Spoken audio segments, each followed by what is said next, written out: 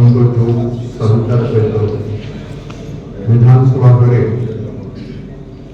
ରାଜ୍ୟର 50% ମହିଳାମାନଙ୍କର ଇସ୍ୟୁକୁ ବିଧାନସଭାରେ ବଳବତ୍ତର ଭାବରେ ଫାର୍ଷ୍ଟ ଟାଇମ୍ ବହୁତ ବର୍ଷ ପରେ ଦୃଢ଼ ସଂକଳ୍ପବଦ୍ଧ ହୋଇ ବିଧାନସଭାରେ ଦେଇଥିଲେ।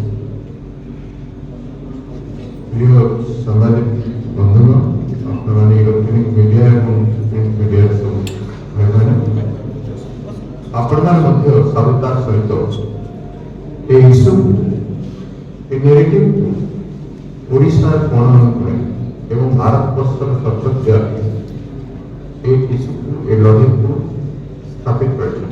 হৃদয়ের সহিত আপনারা স্থাপিত তেমনি প্রদেশ কংগ্রেস কমিটি হিসাবে অধ্যক্ষ হিসাবে আপনাদের কৃতজ্ঞতা করছি। আমার লড়াই সিদ্ধান্ত বিধানসভা ভিতরে এবং বাহিরে, কিন্তু বড় দুঃখ এবং পরিতাপের বিষয় ভোট সময়ে নারীଙ୍କ কথা କହିବାରେ ସବୁ ରାଜନୈତିକ ଦଳ ତତ୍ପର।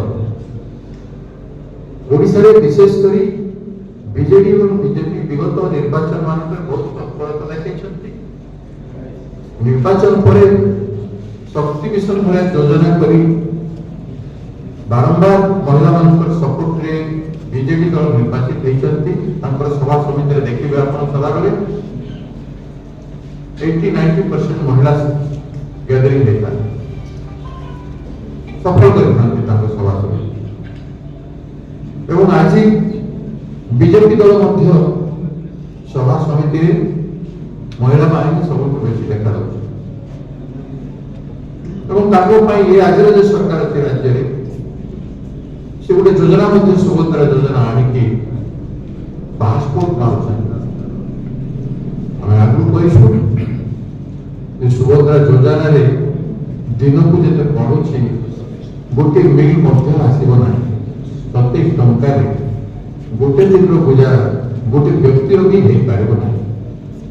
ସେ ପରିବାରର ଅନ୍ୟମାନଙ୍କ କଥା ଛାଡ଼ିଦେବେ। ତଥାପି